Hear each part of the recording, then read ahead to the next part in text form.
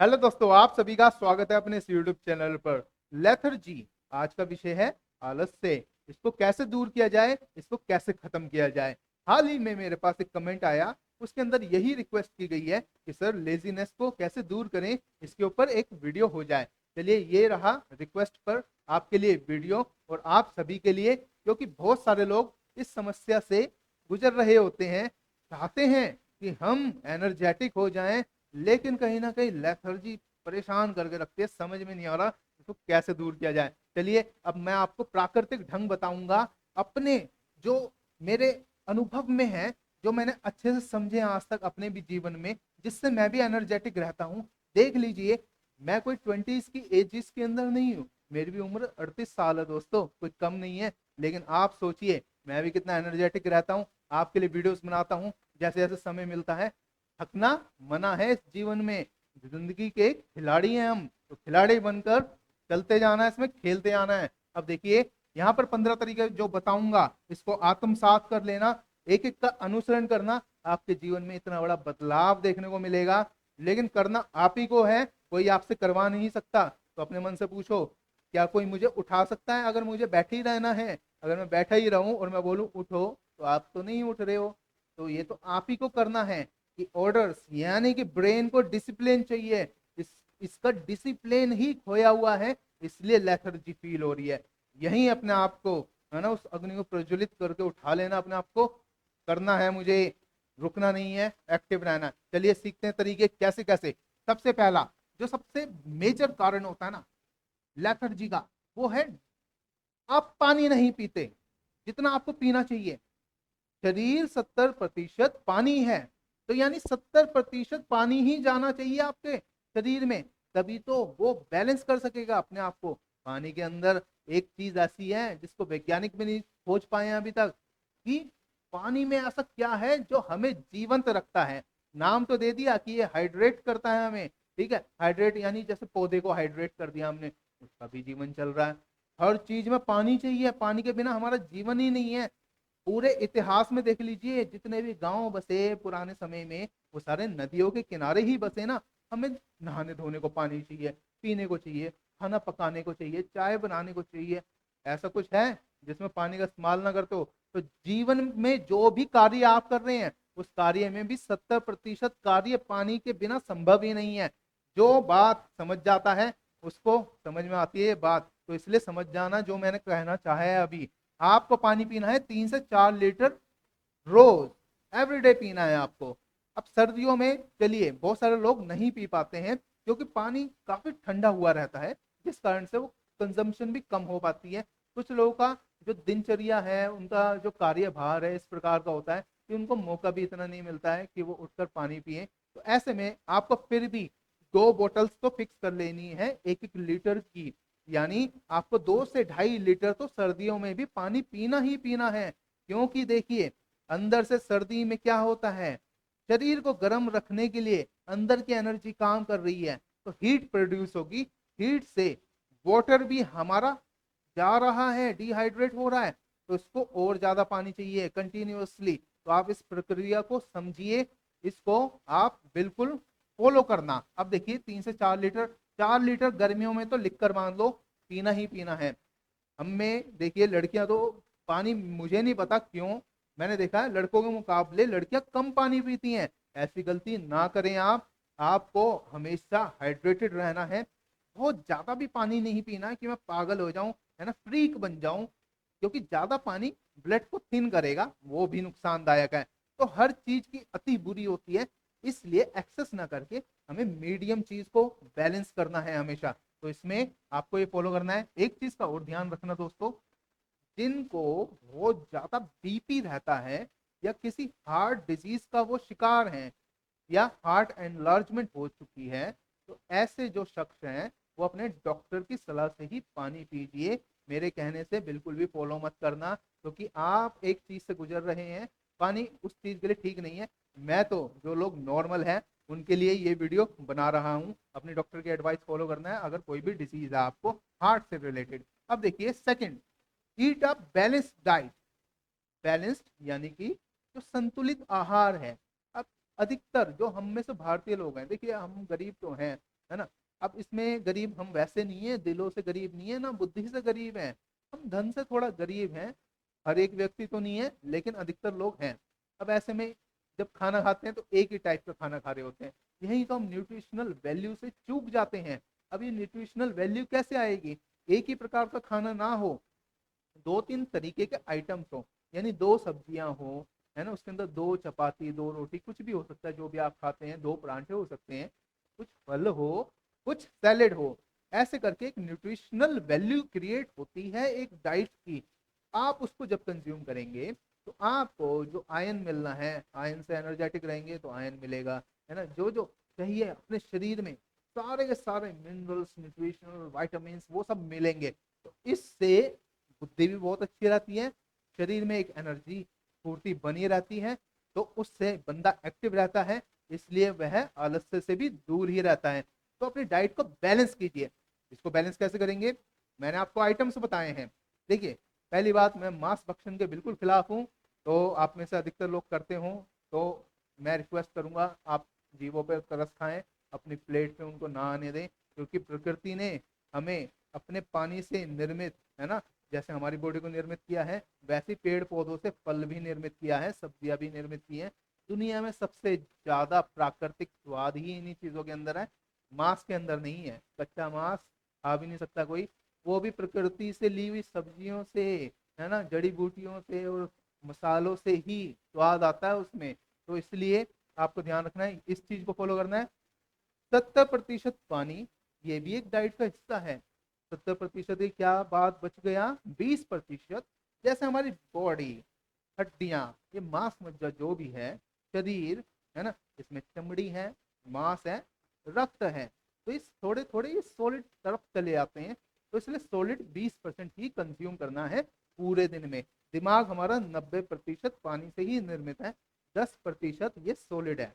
अब देखिए, इसमें बच गई हवा, इसके अंदर बच गया धूप, यानी धूप के नीचे खड़े होना है, तभी तो आपको गर्मी मिलेगी, उससे राहत मिलेगी, आपकी हड्डियों की सिकाई होगी, खून साफ होगा, कोलेस्ट्रॉल कन्वर्ट होकर कैल्सीप्रोल बनेगा, जो कि विटामिन डी का रूप है, जो हड्डियों को और तंदुरुस्त करेगा।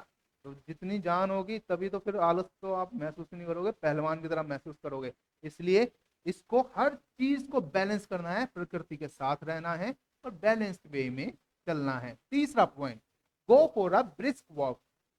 पिछले कई वीडियोस में मैं बता चुका हूं आपको कि आपको सैनिक के स्टाइल में चलना है।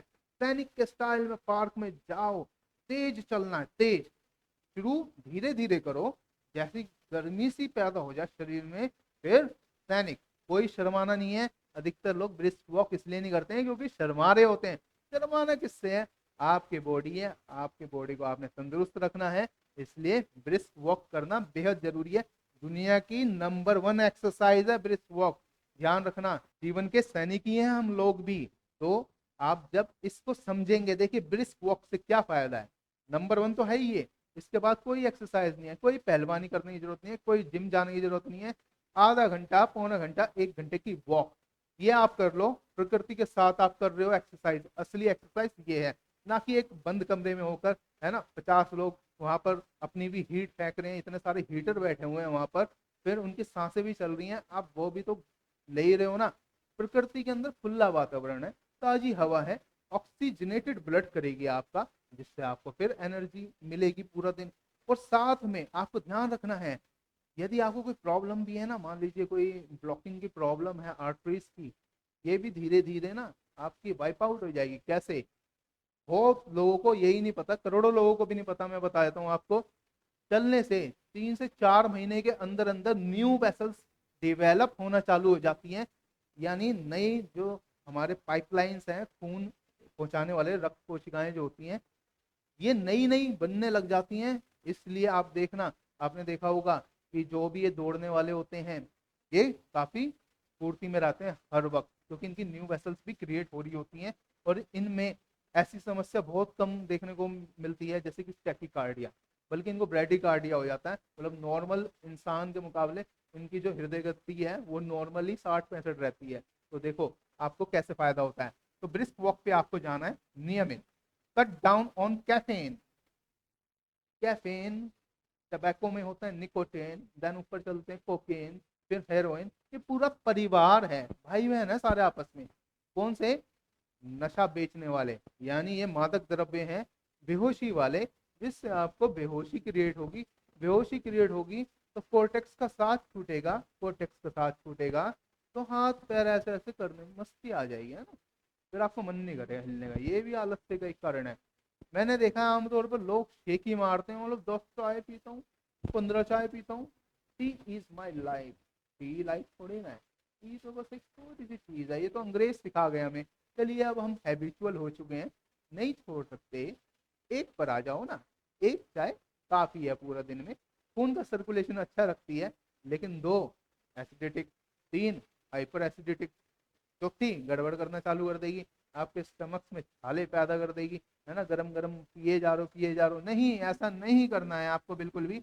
एक समय रखिए अपना कैफीन का, इसके अलावा नहीं। और इसके अंदर शुगर बहुत ही कम मात्रा में हो, क्योंकि बहुत सारे लोगों को ऐसी आदत है कि चाय में 3-4 चम्मच चीनी गेर के ही पीना है।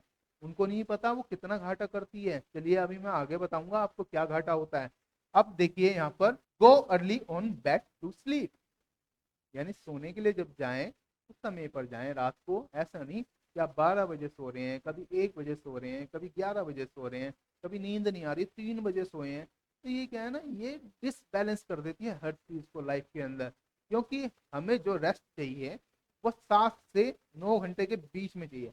7 घंटे वाले भी एनर्जेटिक रहते हैं, 9 घंटे वाले भी रहते हैं, मतलब ठीक है, जिसको जैसा अलाउ होता है उतना सोना चाहिए। लेकिन इसका एक टाइम होना चाहिए, मतलब 10 बजे तक आपको सो जाना चाहिए। 10 से 10:30 भी, 10:30 से आप ज़्यादा लेट ना करें।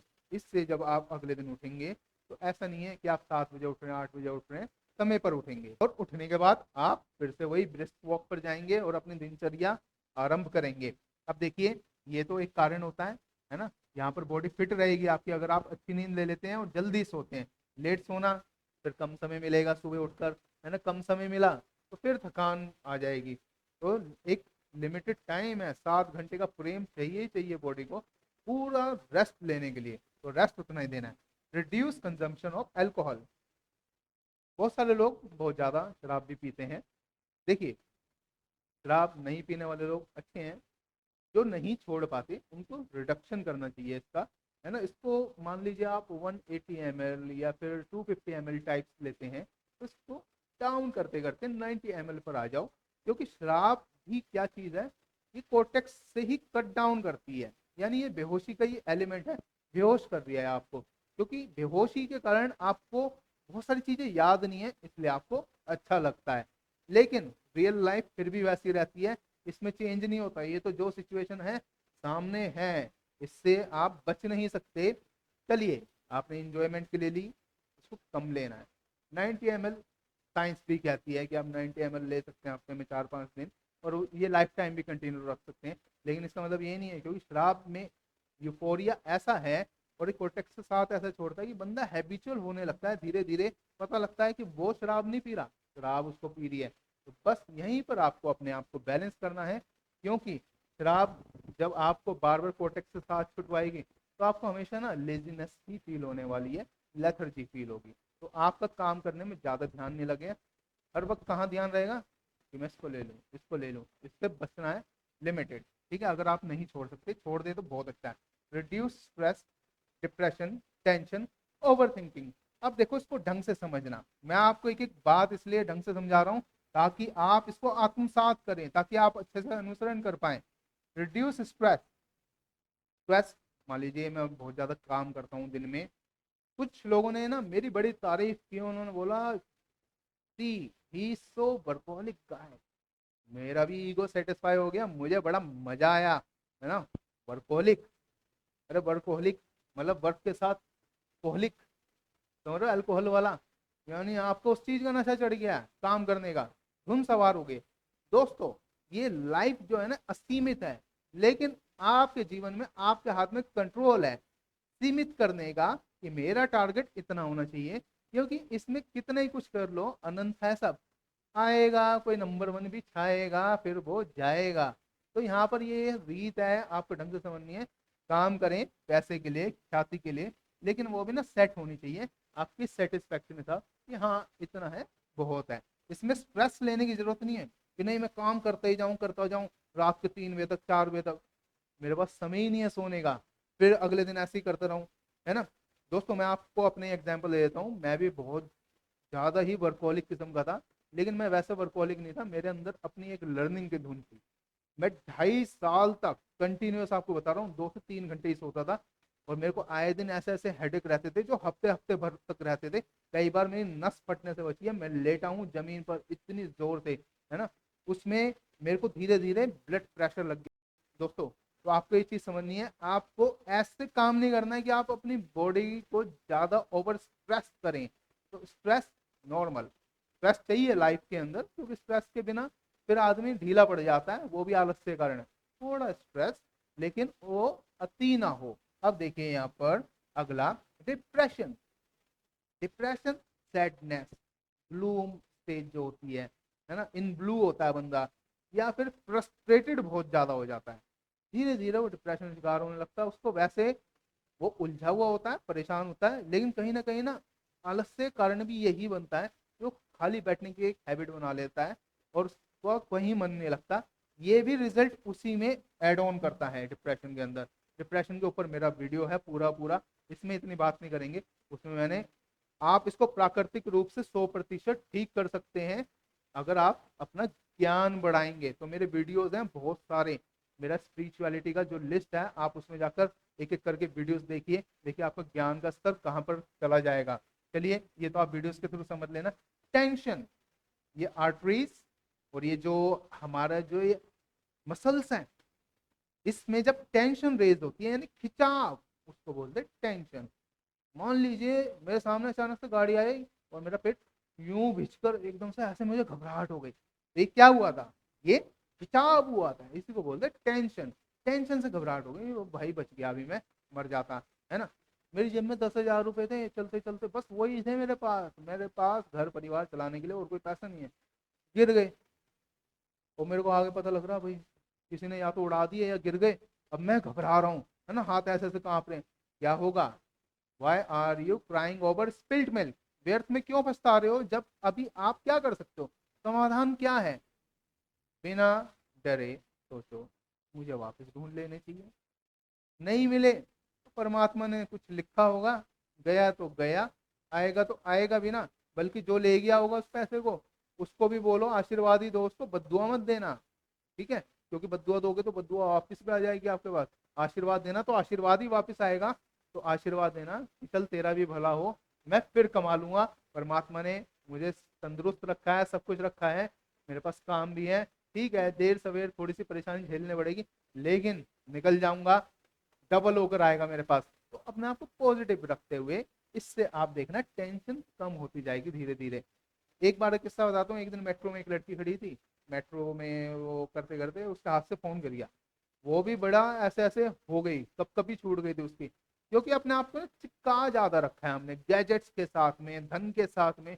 यही तो सारा कारण है इंसान के अंदर भय उत्पन्न होने का, कि पैसे से इतना जुड़ा हुआ है कि चोरी ना हो जाए, ये ना हो जाए, मेरा पासवर्ड कोई उड़ा ना ले जाए। तो धीरे धीरे हमने ही ये फियर रिकॉर्ड किए हैं, जो टेंशन में तब्दील हुए हैं। और टेंशन के सबसे ज्यादा जो मरीज हैं, वो या तो बीपी ले जाते हैं अपने अंदर, है ना, हाई बीपी का शिकार हो जाते हैं, या फिर वो डायबिटिक हो जाते हैं। आज की दुनिया में हर तीसरा व्यक्ति डायबिटिक है, पूरी दुनिया में हर इंसान, तीसरा व्यक्ति। अब देखिए ये रेशियो और बढ़ रहा है, अब दूसरा व्यक्ति भी होता जा रहा है, यानी कि 2 लोग चुनोगे तो उनमें से एक डायबिटिक निकलेगा ही निकलेगा। तो बात को समझो ये कहाँ से हो रहा है, क्योंकि टेंशन से ग्लाइसीमिया होगा, वही डायबिटीज मेलाइटस की बात है, ये भी मैंने एक वीडियो में समझाई है अच्छे से। तो टेंशन नहीं लेनी, इसको समझना है, चिल रहो, जो हो रहा है हो गया। सोल्यूशन की बात करो, समाधान की। ओवर थिंकिंग, कुछ लोग ओवर थिंकिंग में इतना इंडल्ज होते हैं, ऑब्सेसिवनेस का शिकार होते हैं, संकीपन होता है उनमें एक ज्यादा सोचने का, क्योंकि सुन ज्यादा लेते हैं ना। दूसरा आगे बोल रहे यार ज्यादा सोचने वाले इंटेलिजेंट होते हैं, इंटेलिजेंट हो तुम या ज्यादा ही सोचे जा रहे हो, बेफालतू का सोच रहे हो। तुम अगर कोई नई इन्वेंशन का सोच रहे हो तो बात है आप इंटेलिजेंट हो, लेकिन आप सिर्फ ओवर थिंकर हो, तो उसमें क्या होगा, ओवर थिंकिंग के लिए समय चाहिए, समय के लिए आप बैठोगे, ये बैठना हैबिट बनेगी, धीरे धीरे आलस्य का भी शिकार हो जाओगे। तो इन सब भी से आपको बचना है। इनसे कैसे उभरना है, इन पर मेरे एक एक करके वीडियोस हैं, तो इस पॉइंट के लिए आप मेरे वीडियोस देख सकते हैं फोल्डर में से। अब देखिए, keep yourself energetic, active, सिटलेस। मंजिल है, चल रही है ना। जो हमारी बॉडी है, देखिए बॉडी को हम रखते हैं, ये सो जाती है फिर उठती है, फिर सो जाती है फिर उठती है। पूरे जीवन सबकॉन्शियस माइंड जिंदा ही रहता है, यानी हम जिंदा ही रहते हैं पूरे जीवन। ये तो हमारा एक्सपीरियंस है कि हम सो गए सब भूल जाते थे, लेकिन ये एक पूरी लाइफ लाइन ऐसे ऐसे ऐसे ऐसे हर वक्त चल रही है उतार चढ़ाव में। जिस दिन हम जाएंगे उस दिन ये फ्लैट हो जाएगी, यानी बॉडी से बंदा गया बाहर। तो इस चीज को समझो कि मंजिल बहुत है, इसमें बैठना नहीं है। बैठना ये नहीं है कि आपको मान लो कि कुछ काम करो, थक गए, 5 मिनट का रेस्ट लो, 10 मिनट का लो। ये नहीं कि बैठ ही रह गए, अभी नहीं अभी नहीं, ऐसे, है ना। बहुत ज्यादा अपने आप को फील करवाना नहीं, अंदर जोश पनपाना है। अभी मैंने किया ही क्या, 5 मिनट का rest is enough for me, I will take it again if I need. अगर मेरे को जरूरत होगी तो मैं फिर से ले लूंगा, किसने रोका है।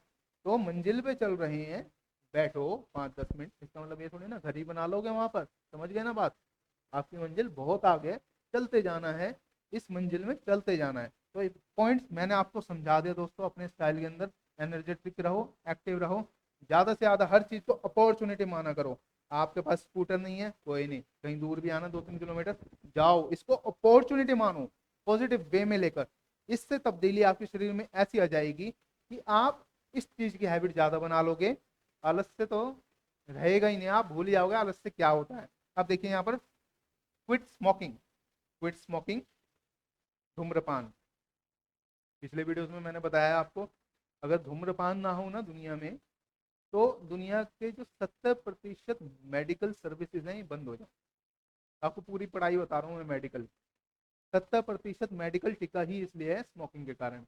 किसी किसी को नहीं होता, लेकिन उसका एक्सक्यूज पकड़कर, मान लीजिए आइंस्टाइन पूरी जिंदगी पी गया, 76 वर्ष तक भी पाइप पीता था वो, या कोई व्यक्ति 100 साल तक भी पी गया। इसका मतलब ये नहीं है कि आप एक्सक्यूज पकड़ लें कि साइंस अच्छे से नहीं जानता है कि नहीं हो रहा है, और एक्सक्यूज पकड़ के आप भी उतना ही कंज्यूम करने लगे उस चीज को। नहीं, ये फॉलोइंग गलत है, क्योंकि आपको एक चीज नहीं मालूम, हर शरीर अलग अलग है, इसकी एक सेंसिटिविटी है। किसी को कोई चीज जल्दी पकड़ लेती है, किसी की इम्यूनिटी बहुत ज्यादा स्ट्रांग होती है, तो वो कवर अप होता रहता है। लेकिन आपको नहीं पता कि आपका अंदर से शरीर कैसा है। तो इसको, अगर आप चेन स्मोकर हैं, तो इसको धीरे धीरे धीरे धीरे रिड्यूस कीजिए। इसको 1-2 सिगरेट पर ले आए पूरे दिन में, फिर धीरे धीरे धीरे एक पर चले जाएं, और फिर इसमें इंटरमिटेंट गैप देते रहें। और सोचें कि ये भी मैं क्यों पी रहा हूँ, जब इतनी विल पावर मैंने जनरेट कर लिया है, यहाँ तक पहुंचा हूँ ना, 1 सिगरेट तक, तो ये भी क्यों पीनी है। अल्लाह, ठीक है, उसको छोड़ देना है। छोड़ दोगे बहुत अच्छी बात है, नहीं तो इसको कम रखो बस। लेसन, शुगरी आइटम्स, जो शक्कर वाली चीजें हैं, यानी कि जो हमारे घर में जो चीनी आती है, कम रखो, यानी इसमें कमी लानी है। क्यों? क्योंकि ज्यादा शुगर लोगे तो भी डायबिटिक हो सकते हो आप, है ना। आपका ऐसा नहीं है कि आप 20 साल की उम्र में एकदम से डायबिटिक हो जाओगे, ये धीरे धीरे असर करती है। अगर आपको ज्यादा हैबिट पड़ गई ना, तो जब आप 35-40 की एज पर पहुंचोगे, आफ्टर 30 भी होती है आजकल तो लोगों को, तो ये जो स्टेजें हैं ये हैं डीजेनरेटिव स्टेज पर पहुंचने की कगार। 1 से लेकर 40 वर्ष तक जनरेटिव स्टेज है, यानी कि शरीर बनता ही जा रहा है, बनता ही जा रहा है। इसके बाद ये है डीजेनरेटिव, फिर ये घटाव चालू हो जाएगा, चमड़ी ये झुलसने चालू, लटकने चालू हो जाएंगी, है ना, शरीर गिरने चालू हो जाएगा, बीमारियां घेरना चालू हो जाएंगी, बीमारियों का एकदम घर बन जाता है ना। तो एज में आपको सही से एक्टिव रहकर समझना है। तो शुगर को, यदि आप 30 की एज तक पहुंच चुके हैं, तो अब शुगर को आप कट ऑफ कीजिए, इसकी जगह गुड़ यूज कर लीजिए, लेकिन लिमिट कर लीजिए आप हर चीज की, क्योंकि हमें ये खाने की जरूरत नहीं है ज्यादा। दोस्तों, मैं भी अगर मिठाइयाँ खाता हूँ ना, तो शायद दिवाली में कोई इक्की दुक्की आ जाती है तो ही खाता हूँ, मैं पूरे साल ही मिठाई नहीं खाता। आप बता सकते हैं कोई मेरे चेहरे से कि मैं नहीं खाता? तो आप सोच के देखिए। देखिए, don't use vehicle for short distance. छोटी छोटी जगह पर आजकल लोगों ने इतनी गंदी हैबिट बना ली है कि स्कूटी पर फटाफट उड़ते हुए जाएंगे, फटाफट काम को निपटा देंगे। ये जो फास्ट लाइफ है ना, ये भी हमारे डिस्ट्रक्शन का एक कारण है, बीमारियों का कारण है। पहले के लोग, ये चीजें कम होती थी, साइकिल ज्यादा होती थी, वर्कआउट होता ही रहता था शरीर से, है ना, स्वस्थ रहते थे। आज भी वो 80-80, 90-90 साल के जी रहे हैं। लेकिन जिनमें ज्यादा ऐसी आदत पड़ी हुई है लग्जरी वाली कि बैठे बैठे आराम का जीवन, आराम का जीवन, ये आराम हराम हो जाता है एक दिन, है ना। तो इसमें मैंने आपको बताया ना, अपॉर्चुनिटी मानो हर चीज को। कोई छोटा डिस्टेंस है, मान लो आपको राशन लेने जाना है, कुछ छोटा मोटा कम हैवी सामान लेने जाना है, हैवी आप स्कूटर पे कराएं, सिलेंडर लेने जाना है तो वो तो स्कूटर पे कराएं आप। लेकिन जो छोटे मोटे सामान है, छोटे मोटे सामान लेने, जैसे दूध लेने जाना है, आपके घर से आधा किलोमीटर दूर है, तो आप पैदल चल के जाएं, उसको अपॉर्चुनिटी माने और टाइम दें, क्योंकि आपका शरीर है, आपके शरीर को आपने ही अच्छा रखना है, कोई और नहीं रख सकता, तो ये आपके हाथ में है बात। तो शॉर्ट डिस्टेंस में हमेशा चलने की अपॉर्चुनिटी ढूंढें। Avoid too much time spending on social media platform. आजकल लोगों को ना बहुत गंदी लत लग गई है। मनोरंजन एक सीमा तक तो ठीक है, लेकिन उसकी अति नहीं होनी चाहिए। अब आप शॉर्ट वीडियो आप देख रहे हैं, मस्ती आ रही है, चलिए आपको कुछ सीखने को भी मिल रहा है, लेकिन आप देखे जा रहे हो 2 घंटे, शरीर वहीं लेटा हुआ है, आत्मा उसके अंदर घुस चुकी है वर्चुअल वर्ल्ड के अंदर। तो इस वर्चुअल वर्ल्ड से बाहर भी तो आओ, क्योंकि दुनिया कर रही है जो कर रही है, आप क्या कर रहे हो, आप मजे ले रहे हो।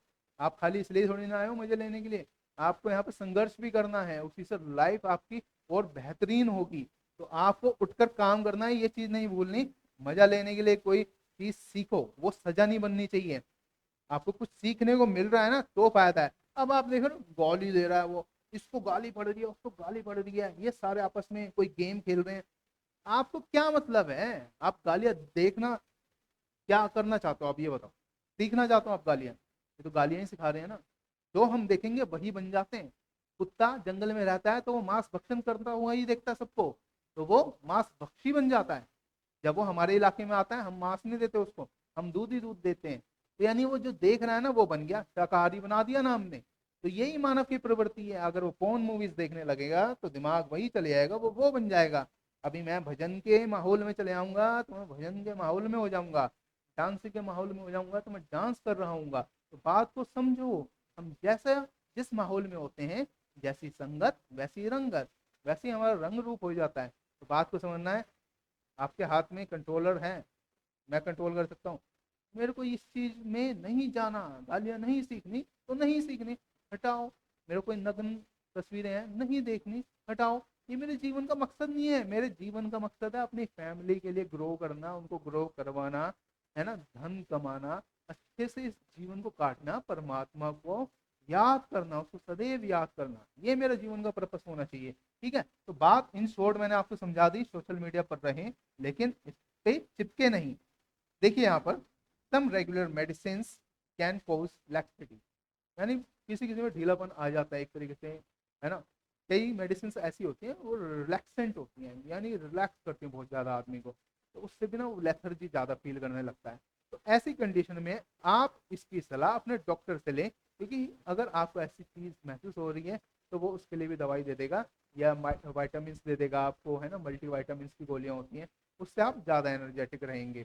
ठीक है, तो इसके लिए अगर आप किसी मेडिसिन पर हैं, रेगुलर खाने पड़ती है आपको, उसकी वजह से आपको लेथर्जी फील हो रही है, तो आप अपने डॉक्टर से कंसल्ट कीजिए। अब देखिए, यदि आप ये सारी चीजें अनुसरण करते हैं और तब भी कोई फायदा नहीं हो रहा, तो आपको डॉक्टर के पास ही जाना चाहिए, क्योंकि फिर आपको केमिकली बैलेंस करना पड़ेगा।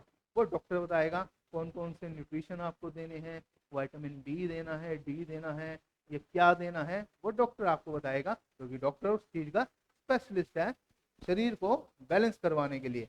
ठीक है, तो अपने डॉक्टर से आपको सलाह लेनी है उस केस में, यदि आप प्राकृतिक रूप से इन बातों को फॉलो करने के बाद भी नहीं हो पा रहे हैं ठीक। मोटिवेट योर सेल्फ, मोटिवेट करने वाले भी हम ही हैं। कोई अगर हमें कुछ बोलता है ना, हमारे अंदर जोश पैदा कर रहा है, तो जोश पैदा मैं नहीं कर रहा हूँ आपके अंदर, आप ही हो अपने अंदर जोश पैदा करने वाले। तो ये बात आपको ध्यान रखनी है। आप तो सुनते हो ना, आँख तो आपके अंदर बैठी है, उसको आप और भड़काए तो एक तरीके से, है ना।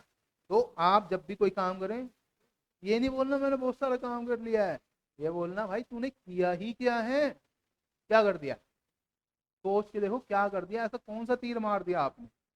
अभी तो कुछ नहीं है लाइफ में, पता नहीं क्या क्या करना है। दुनिया में एक से एक महानुभाव आकर जा चुके हैं, कोई फिलॉसफी की शिक्षा दे गया, कोई भगवान बन गया, कोई कुछ कर गया। आपने क्या किया है, अभी आप तो सुन ही रहे हो सभी को, आप तो अभी पहले शरीर से ही समझ नहीं पा रहे हो कि मैं एनर्जेटिक कैसे रहूं, तो ऐसे में आप मोटिवेट कर दे रहा हो। क्या किया तूने? नहीं, अपने आप को लगातार बोलते आना अभी कुछ नहीं किया। हाँ, आराम के समय पे आराम करूंगा, लेकिन जहां आराम नहीं करना वहां पर मैं बैठूंगा नहीं, खाली कुछ ना कुछ जरूर करूंगा, काम करूंगा। अगर मेरी नौकरी है, पढ़ाई करूंगा। अगर मैं पढ़ता हूँ तो वो जो लक्ष्य है आपके सेट होने चाहिए। सेट होगा तो ब्रेन को ऑर्डर मिला हुआ है।